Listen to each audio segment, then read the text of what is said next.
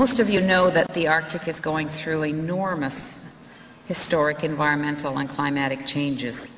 And I'm going to speak about our community and what our communities have learned from these great changes and how our traditional knowledge combined with the best science to influence the global society and their policy decisions that are very far away from our homelands in the Arctic.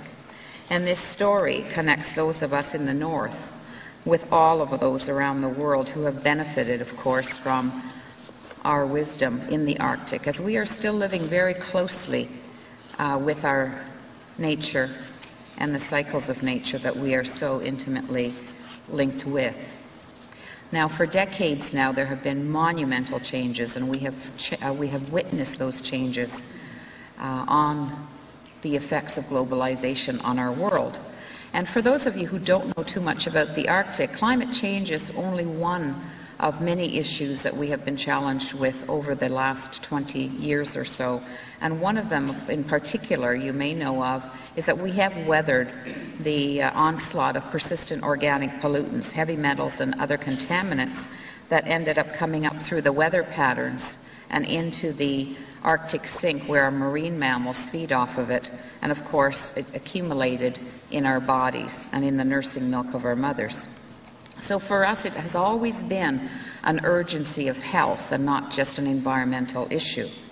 And also at the same time the CFCs and the other chemicals that were weakening the protective ozone around the world, but particularly above the Arctic, leaving us to face much stronger UV radiation from the sun.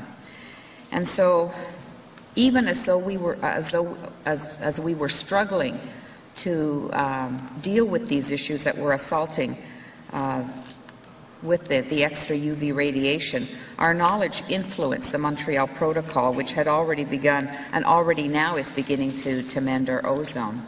And more recently, the northern peoples of Canada, in fact, we fought very strongly for the Stockholm Convention, which has already started now to decrease the levels of contaminants in our environment. And in that process, we were able to share our knowledge combined with the best of science, and together we showed the world the human face of a devastating problem. And I think together we were able to cut through so many levels, and we were able to bring industry and governments and NGOs from all over the world together to take action on this issue.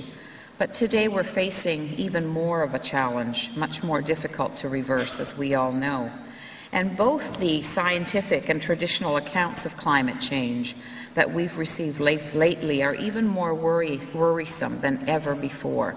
And I'm sure you hear this often from where you are in different parts of the world, as well as here in southern Canada, that across the north, we in the Inuit communities are struggling to cope with extreme erosion, melting permafrost, and slumping beaches. Our sea ice, of course, is thinning, as we all know.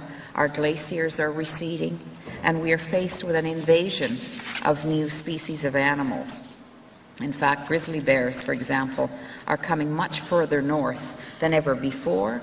We now have new species where we don't even have names for, species of fish, insects, and birds that are finding their way into the north. And the magnitude of these changes varies from place to place, but the trend certainly is there.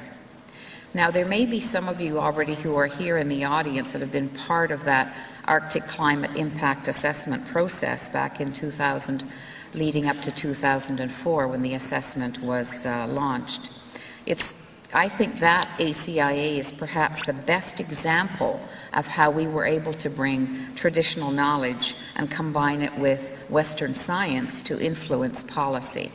And I think from the very beginning, we certainly pushed for traditional knowledge to be incorporated throughout the process. And when I say we, it wasn't just Inuit of the Arctic, but we were 6 Arctic indigenous peoples, including the Sami, the Gwich'in, the Athabascans, the Aleut, and of course the indigenous peoples of Russia.